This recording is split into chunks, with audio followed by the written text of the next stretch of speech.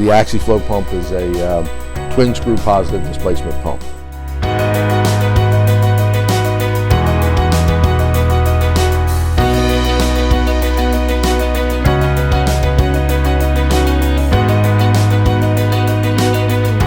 We have 4 different sizes, 4 different what we call frame sizes.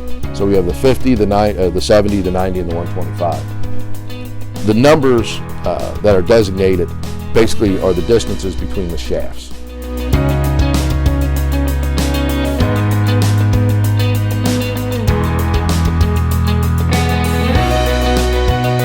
So with a twin screw pump, when your product comes into the pump, whether it's end suction, top suction, doesn't matter, it comes in, the only product that comes in contact with any mechanical part is what comes between the casing and the screws, and then in between the screws. You have areas of material that never actually even touches anything inside the pump.